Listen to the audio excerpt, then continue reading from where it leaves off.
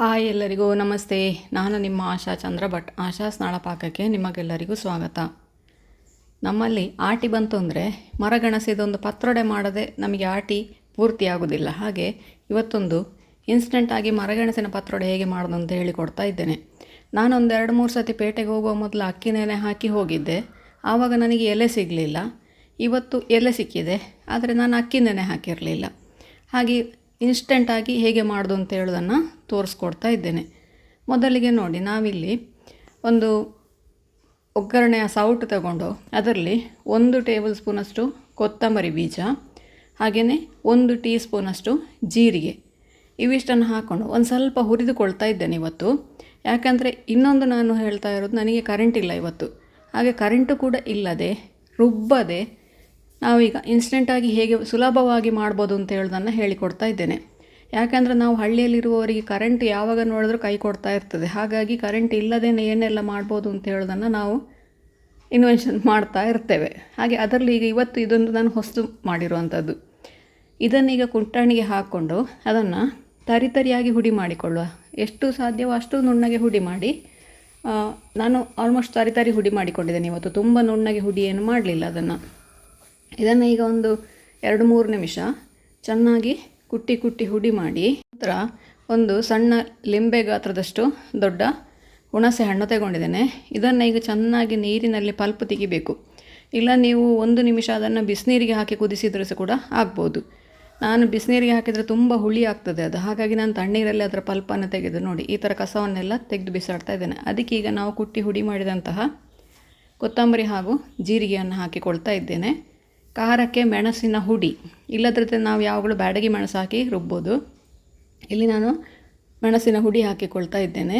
ರುಚಿಗೆ ಬೇಕಾದಷ್ಟು ಉಪ್ಪು, ಬೇಕು ಅಂತಾದರೆ 1-2 ಚಿಟಿಕೆ ಅರಿಶಿನ ಹಾಕ್ಕೊಳ್ಬೋದು.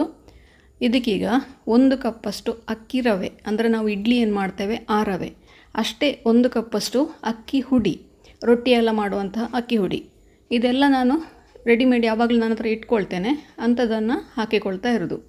ಇಲ್ಲಿ ನಾನು ಯಾವುದನ್ನು ಕೂಡ ರುಬ್ಬಲಿಲ್ಲ, ಯಾವುದನ್ನು ಕೂಡ ನೆನೆ ಹಾಕಲಿಲ್ಲ, ಎಂತ ಮಾಡಲಿಲ್ಲ. ಈಗ ಡೈರೆಕ್ಟಾಗಿ ನಾನು ಮಾಡಿಕೊಳ್ತಾ ಇದ್ದೇನೆ. ಇದನ್ನು ಈಗ ನೀರಿನ ಅಳತೆ ನೋಡಿಕೊಳ್ಳಿ. ತುಂಬ ಹಿಟ್ಟು ಗಟ್ಟಿ ಮಾಡಿದರೆ, ರೊಟ್ಟಿ ತಟ್ಟುವಾಗೆ ಮಾಡಿದರೆ ಪತ್ರೊಡೆ ಗಟ್ಟಿ ಆಗ್ತದೆ. ಹಾಗೆಯೇ ತುಂಬ ತೆಳ್ಳಗೆ ಮಾಡಿದರೆ ಕೂಡ ಮೆತ್ತಗಾಗ್ತದೆ. ಈಗ ಇದಕ್ಕೆ ಕರೆಕ್ಟಾಗಿ ಒಂದು ಕಟ್ಟಲ್ಲಿ 10 ಎಲೆ ಇರ್ತದೆ. 10 ಎಲೆಯನ್ನು ಸಣ್ಣದಾಗಿ ಹೆಚ್ಚಿಕೊಂಡು ಈಗ ಅದನ್ನು ಹಾಕಿಕೊಳ್ತಾ ಇದ್ದೇನೆ. ಇದು ಮರ ಕೆಸವಾದ ಕಾರಣ ತುರಿಸುವುದಿಲ್ಲ. ಇದು ಕೆಲವರಿಗೆ ಒಂದು ನಂಬಿಕೆ ಇರ್ತದೆ, ಕೆಸವಂದರೆ ಅದು ತುರಿಸ್ತದೆ ಅಂತೇಳಿ. ಅದು ನಾವು ತೋಟದಲ್ಲಿ ಗದ್ದೆ ಬದಿಯಲ್ಲಿ ಸಿಗುವಂಥ ಕೆಸವು ತುರಿಸ್ತದೆ. ಅದನ್ನು ನನಗೆ ಕೂಡ ಕೈಯಲ್ಲಿ ಮುಟ್ಲಿಕ್ಕೆ ಆಗೋದಿಲ್ಲ. ಹಾಗಾಗಿ ನೋಡಿ, ನಾನು ಕೈಯಲ್ಲೇ ಮಿಕ್ಸ್ ಮಾಡ್ತಾ ಇದ್ದೇನೆ. ಇದೊಂದು ಚೂರು ಕೂಡ ತುರಿಸುವುದಿಲ್ಲ. ಇದನ್ನು ಈಗ ಚೆನ್ನಾಗಿ ಮಿಕ್ಸ್ ಮಾಡಿಕೊಂಡು ಒಂದು 5 ನಿಮಿಷ ಅದನ್ನು ನೆನೆಯಲಿಕ್ಕೆ ಬಿಡುವ. ಅಂದರೆ ನಮ್ಮದು ಬಾಳೆ ಬಾಡಿಸಿ ಆಗಲಿಲ್ಲ ಅಲ್ಲ, ಹಾಗಾಗಿ. ಮತ್ತು ಇನ್ನೊಂದೆಂತ ಅಂದರೆ ಅಕ್ಕಿ ತರಿ ಉಂಟು ಅದರಲ್ಲಿ, ಅದು ಒಂದು ಸ್ವಲ್ಪ ನೆನೆದರೆ ಒಳ್ಳೆ ಚೆನ್ನಾಗಿ ಬೇಯ್ತದೆ. ಹಾಗಾಗಿ ಒಂದು 5 ನಿಮಿಷ ಅದು ನಮ್ಮ ಬಾಳೆ ಬಾಡಿಸಿ ಆಗುವಲ್ಲವರೆಗೆ ಅದನ್ನು ಹಾಗೆ ಸೈಡಲ್ಲಿ ಇಟ್ಟು ಬಿಡು. ಅದನ್ನು ಮೊದಲೇ ನೆನೆ ಹಾಕೋ ಅವಶ್ಯಕತೆ ಏನಿಲ್ಲ ಇದರಲ್ಲಿ. ನೋಡಿ, ಈ ಹದಕ್ಕೆ ಬೇಕಿದು. ಈಗ ನೋಡಿ, ನಾವು ಬಾಳೆ ಎಲೆಯನ್ನು ಬಾಡಿಸಿಕೊಳ್ಳುವ. ಒಂದು 10-15 ಇದ್ದರೆ ಸಾಕಾಗ್ತದೆ. ನಾನೀಗ ಹಾಕಿದ ಅಳತೆಗೆ, ಅಂದರೆ ನಾನು 1 ಕಪ್ ಅಂದರೆ ಅಂದಾಜು ಒಂದು 1/4 kg ಅಷ್ಟು ಹಾಕಿದ್ದೇನೆ. 1/4 kg ಅಕ್ಕಿ ಹುಡಿ, 1/4 kg ಅಕ್ಕಿ ರವೆ.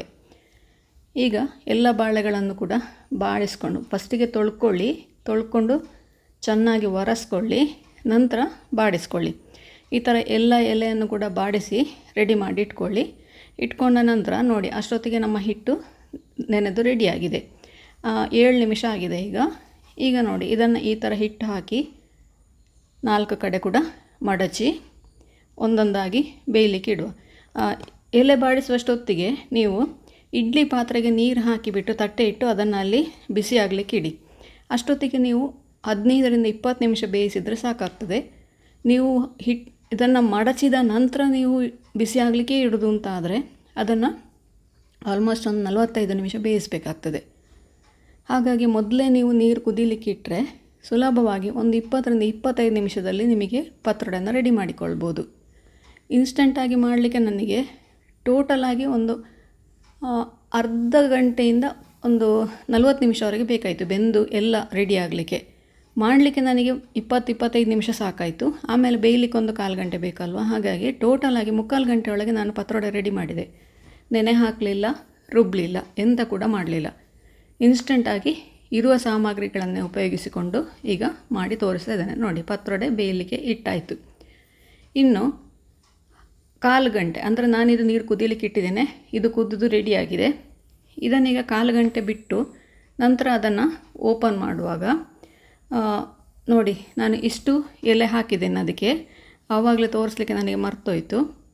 ನೋಡಿ, 10 ಎಲೆ ಉಂಟು ಅದರಲ್ಲಿ ಒಂದು ಕಟ್ಟದಲ್ಲಿ. ನೋಡಿ, 15 ನಿಮಿಷ ನಂತರ ಮುಚ್ಚಲು ಓಪನ್ ಮಾಡ್ತಾ ಇದ್ದೇನೆ. ಗ್ಯಾಸ್ ಆಫ್ ಮಾಡಿದ ನಂತರ ಒಂದು 5ರಿಂದ 10 ನಿಮಿಷ ಅದನ್ನು ಹಾಗೆ ಬೇಯಲಿಕ್ಕೆ ಬಿಡಿ. ಅದು ಸೆಕೆಯಲ್ಲಿ ಇನ್ನೂ ಸ್ವಲ್ಪ ಬೇಯ್ತದೆ ಅದು. ಹಾಗೆ ಅದನ್ನು ಹಾಗೆ ಬಿಡಿ. 10 ನಿಮಿಷ ನಂತರ ಓಪನ್ ಮಾಡಿ ಅದನ್ನು ಗ್ಯಾಸ್ ಆಫ್ ಮಾಡಿದ ನಂತರ. ಅಂದರೆ ಟೋಟಲಿ ಕಾಲು ಗಂಟೆ ಪ್ಲಸ್ 10 ಮಿನಿಟ್ಸ್ ಅಂದರೆ 25 ನಿಮಿಷ ಆಯಿತು. ಇದು ನೀವು ಮೊದಲೇ ಪಾತ್ರೆ ಬಿಸಿ ಮಾಡಿದರೆ ಮಾತ್ರ. ಇಲ್ಲದಿದ್ದರೆ ಪಾತ್ರೆ ಬಿಸಿ ಮಾಡಲಿಕ್ಕೆ ಇಡಲಿಲ್ಲ, ನೀರು ಬಿಸಿ ಆಗಲಿಕ್ಕೆ ಇಡಲಿಲ್ಲ ಅಂತ ಆದರೆ ಅದನ್ನು 45 ನಿಮಿಷ ಬೇಯಿಸಬೇಕಾಗ್ತದೆ. ಈಗ ಬಿಸಿ ಬಿಸಿ ಪತ್ರೊಡೆಗೆ ತೆಂಗಿನೆಣ್ಣೆ ಹಾಕಿ ಅದರ ಜೊತೆಗೆ ಸ್ವಲ್ಪ ಬೆಲ್ಲದ ತುರಿಗೆ ಮೇಲೆ ತುಪ್ಪ ಹಾಕ್ಕೊಂಡು ತಿನ್ನಲಿಕ್ಕೆ ಸೂಪರಾಗಿರ್ತದೆ.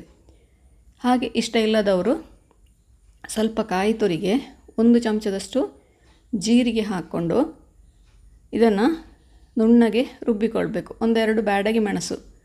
ಈಗ ನನಗೆ ಕರೆಂಟ್ ಬಂದಿದೆ, ಹಾಗೆ ನಾನೀಗ ಕರೆಂಟು ಬಂದ ಕಾರಣ ಅದರಲ್ಲಿ ಬೆಂದಿಯನ್ನು ಹೇಗೆ ಮಾಡ್ಬೋದು ಅಂತ ತೋರಿಸ್ತಾ ಇದ್ದೇನೆ.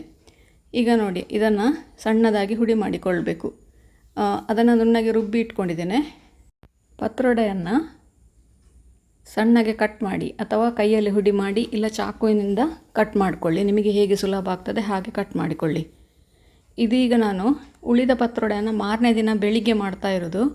ಬೆಳಗಿನ ಕಾಫಿಗೆ ಅದರದ್ದು ಬೆಂದಿ ಹಾಗೂ ಸಿಹಿಯನ್ನು ಮಾಡಿ ತೋರಿಸ್ತಾ ಇದ್ದೇನೆ. ರಾತ್ರಿಗೆ ನಿಮಗೆ ಬಿಸಿ ಬಿಸಿ ಪತ್ರೊಡೆ ಎಣ್ಣೆ ಹಾಕಿ ಅದರ ಜೊತೆಗೆ ಬೆಲ್ಲ ಸೇರಿಸ್ಕೊಂಡು ತಿನ್ನಲಿಕ್ಕೆ ಸೂಪರಾಗಿರ್ತದೆ. ಬೆಳಿಗ್ಗೆ ಅದು ತಣ್ಣಗಾಗಿರ್ತದೆ, ಹಾಗೆ ಒಂದು ಸ್ವಲ್ಪ ಗಟ್ಟಿ ಕೂಡ ಆಗಿರ್ತದೆ. ಆವಾಗ ಅದನ್ನು ಈ ಥರ ಮಾಡ್ಕೊಂಡು ತಿನ್ನಲಿಕ್ಕೆ ತುಂಬ ರುಚಿಯಾಗ್ತದೆ. ಮೊದಲಿಗೆ ಸಾಸಿವೆ ಹಾಕ್ಕೊಂಡು 1-2-3 ಟೇಬಲ್ ಸ್ಪೂನ್ ಎಣ್ಣೆ ಹಾಕ್ಕೊಳ್ಳಿ. ಸಾಸಿವೆ ಒಗ್ಗರಣೆ ಸಿಡಿದ ನಂತರ 1 ದೊಡ್ಡ ಈರುಳ್ಳಿ ಅಥವಾ ಸಣ್ಣ 2 ಈರುಳ್ಳಿ ಉದ್ದಕ್ಕೆ ಕಟ್ ಮಾಡಿಕೊಂಡು ಅದನ್ನು ಟ್ರಾನ್ಸ್ಪರೆಂಟ್ ಆಗೋವರೆಗೆ ಫ್ರೈ ಮಾಡಿಕೊಂಡು ನಂತರ ನಾವೇನು ನುಣ್ಣಗೆ ರುಬ್ಬಿ ಇಟ್ಕೊಂಡಿದ್ದೇವೆ ಜೀರಿಗೆ ಹಾಕಿದಂತಹ ಕಾಯಿ ಅದನ್ನು ಇದಕ್ಕೆ ಹಾಕಿ ಸಾಂಬಾರಿನ ಹದಕ್ಕೆ ಇಟ್ಕೊಳ್ಬೇಕು. ಈ ಕಾಯಿಗೆ ಅಷ್ಟು ನೀರು ಹಾಕ್ಕೊಳ್ಬೇಕು. ಯಾಕೆಂದರೆ ನಾವು ಪತ್ರೊಡೆ ಹಾಕಿದಾಗ ಇದು ಸ್ವಲ್ಪ ಮಂದ ಆಗ್ತದೆ, ಹಾಗಾಗಿ ಇದು ಸಾಂಬಾರಿನ ಹದದಲ್ಲಿ ಇರಬೇಕು. ನೋಡಿ, ಈ ಹದದಲ್ಲೇ ಇರಬೇಕಿದು. ಇನ್ನೂ ಸ್ವಲ್ಪ ತೆಳ್ಳಗಾದರೂ ಸಹ ತೊಂದರೆ ಏನಾಗೋದಿಲ್ಲ. ಈಗ ಇದಕ್ಕೆ ರುಚಿಗೆ ಬೇಕಾದಷ್ಟು ಉಪ್ಪು. ನಾವು ಕಾಯಿಗೆ ಮಾತ್ರ ಉಪ್ಪು ಹಾಕ್ಕೊಳ್ಬೇಕು, ಯಾಕೆಂದರೆ ನಾವು ಪತ್ರೊಡೆಗೆ ಆಲ್ರೆಡಿ ನಾವು ಉಪ್ಪು ಹಾಕ್ಕೊಂಡಿದ್ದೇವೆ. ಹಾಗಾಗಿ ಕಾಯಿಗೆ ಎಷ್ಟು ಬೇಕೋ ಅಷ್ಟೇ ಉಪ್ಪನ್ನು ಹಾಕ್ಕೊಳ್ಬೇಕು. ಇದು ಕುದೀಲಿಕ್ಕೆ ಶುರುವಾದಾಗ ಸರಿಯಾಗಿ ಕುದಿ ಬರಲಿಕ್ಕೆ ಶುರು ಆಗಬೇಕು. ಕುದೀಲಿಕ್ಕೆ ಶುರುವಾದ ನಂತರ ನಾವೇನು ಕಟ್ ಮಾಡಿ ಅಥವಾ ಹುಡಿ ಮಾಡಿ ಇಟ್ಕೊಂಡಿದ್ದೇವೆ ಆ ಪತ್ರೊಡೆಯನ್ನು ಅದಕ್ಕೆ ಸೇರಿಸ್ಕೊಂಡು ಚೆನ್ನಾಗಿ ಒಂದು 3ರಿಂದ 4 ನಿಮಿಷ ಅದನ್ನು ಕುದೀಲಿಕ್ಕೆ ಬಿಡಬೇಕು. ಮಸಾಲೆ ಎಲ್ಲ ಪತ್ರೊಡೆಗೆ ಎಳ್ಕೊಳ್ಬೇಕು. ಹಾಗೆಯೇ ಪತ್ರೊಡೆಯಲ್ಲಿರುವ ಹುಳಿ ಖಾರ ಎಲ್ಲ ಮಸಾಲೆಗೆ ಬಿಟ್ಕೊಳ್ಬೇಕು. ಹಾಗೆ ಅದನ್ನು 3-4 ನಿಮಿಷ ಹಾಗೆ ಕುದೀಲಿಕ್ಕೆ ಬಿಡು. ಅದೊಂದು ಒಲೆಯಲ್ಲಿ ಕುದೀತಾ ಇರಲಿ. ಈಗ ಇನ್ನೊಂದು ಒಲೆಯಲ್ಲಿ ಸಿಹಿ ಪತ್ರೊಡೆ ಹೇಗೆ ಮಾಡೋದು ಅಂತ ಹೇಳೋದನ್ನು ನೋಡುವ. ಮೊದಲಿಗೆ ಬಾಣಲೆಗೆ ಎಣ್ಣೆ ಹಾಕ್ಕೊಂಡಿದ್ದೇನೆ. 1 ಟೀ ಸ್ಪೂನಷ್ಟು ಕೊತ್ತಂಬರಿ. ಇಲ್ಲಿ ನಾನು 2ರಿಂದ 3 ಆಣಿ ಬೆಲ್ಲ ಉಪಯೋಗಿಸ್ತಾ ಇದ್ದೇನೆ. ಅದನ್ನು ಹುಡಿ ಮಾಡಿ ಎಣ್ಣೆಗೆ ಹಾಕ್ಕೊಂಡಿದ್ದೇನೆ. ಹಾಗೆಯೇ 1 ಹಿಡಿಯಷ್ಟು ಕಾಯಿ ತುರಿ. ಇದನ್ನು ಈಗ ಬೆಲ್ಲ ನೀರಾಗುವ ಇದಕ್ಕೆ ನೀರೆಲ್ಲ ಹಾಕೋ ಅವಶ್ಯಕತೆ ಏನಿಲ್ಲ. ಎಣ್ಣೆಯ ಪಸೆಗೆ ಇದು ನೀರಾಗ್ತದೆ. ನೀರಾಗುವವರೆಗೆ ಅದನ್ನು ಫ್ರೈ ಮಾಡಿಕೊಳ್ಳಿ ಅಥವಾ ತುರಿದು ಕೂಡ ಹಾಕಿಕೊಳ್ಬೋದು. ನಾನಿಲ್ಲಿ ಗುದ್ದಿ ಹುಡಿ ಮಾಡಿ ಹಾಕ್ಕೊಂಡಿದ್ದೇನೆ. ಸರಿಯಾಗಿ ನೀರಾಗಬೇಕಿದು. ಸರಿಯಾಗಿ ನೀರಾದ ನಂತರ ಇದಕ್ಕೆ ನಾವು ಪುನಃ ಆಗ ಹೇಗೆ ಕಟ್ ಮಾಡಿದ್ದೇವೆ ಅದೇ ಥರ ಪುನಃ ಒಂದು 3 ಪತ್ರೊಡೆಯನ್ನು ಕಟ್ ಮಾಡಿ ಇಟ್ಕೊಂಡಿದ್ದೇನೆ. ಅದರ ದಪ್ಪವನ್ನು ನೋಡಿಕೊಂಡು ನಿಮಗೆ ನಿಮ್ಮ ಜನ ಎಷ್ಟಿದ್ದಾರೆ ಅಂತ ನೋಡಿಕೊಂಡು ನಿಮ್ಮಲ್ಲಿ ಅದನ್ನು ಕಟ್ ಮಾಡಿಕೊಳ್ಳಿ. ನಮ್ಮಲ್ಲಿ 3 ಜನ ಇರೋದು, ಹಾಗೆ ನಾನು 3 ಪತ್ರೊಡೆ ಹಾಕ್ಕೊಂಡಿದ್ದೇನೆ. ಇದಕ್ಕೆ ಪತ್ರೊಡೆ ಹಾಕಿದ ನಂತರ 1-2 ನಿಮಿಷ ಅದನ್ನು ಮಗುಚಿದ್ರೆ ನಮ್ಮ ಸಿಹಿ ಪತ್ರೊಡೆ ಕೂಡ ರೆಡಿ ಆಗ್ತದೆ. ಇಡೀ ಪತ್ರೊಡೆ ಬೇಕಾದವರು ಇಡೀ ಪತ್ರೊಡೆಗೆ ಎಣ್ಣೆ ಹಾಕಿ ತಿನ್ಬೋದು, ಬೆಂದಿ ಬೇಕಾದವರು ಬೆಂದಿ ತಿನ್ಬೋದು, ಹಾಗೆಯೇ ಸ್ವೀಟ್ ಇಷ್ಟಪಡುವವರು ಸ್ವೀಟು ಕೂಡ ತಿನ್ಬೋದು. ನಮ್ಮ ಇನ್ಸ್ಟೆಂಟ್ ಪತ್ರೊಡೆ ರೆಡಿ ಆಯಿತು. ನೀವು ಕೂಡ ಒಮ್ಮೆ ಖಂಡಿತ ಈ ಇನ್ಸ್ಟೆಂಟ್ ಪತ್ರೊಡೆಯನ್ನು ಮಾಡಿ ನೋಡಿ, ಹೇಗಾಯಿತು ಅಂತೇಳಿ ನಮಗೆ ಕಮೆಂಟ್ ಮೂಲಕ ತಿಳಿಸಿ. ಲೈಕ್ ಕೊಟ್ಟು ಶೇರ್ ಮಾಡಿ. ನೀವು ನಮ್ಮ ಇನ್ಸ್ಟಾ ಹಾಗೂ ಫೇಸ್ಬುಕ್ ಪೇಜನ್ನು ನೀವು ಫಾಲೋ ಮಾಡ್ತಿಲ್ಲ ಅಂದರೆ ಅದನ್ನು ಕೂಡ ಫಾಲೋ ಮಾಡಿ. ಮುಂದಿನ ವಿಡಿಯೋದಲ್ಲಿ ಇನ್ನೊಂದು ಉತ್ತಮ ರೆಸಿಪಿಯೊಂದಿಗೆ, ಇನ್ನೊಂದು ಹೊಸ ಅಡಿಗೆಯೊಂದಿಗೆ ಪುನಃ ನಿಮ್ಮನ್ನು ಭೇಟಿಯಾಗ್ತೇನೆ. ಧನ್ಯವಾದಗಳು.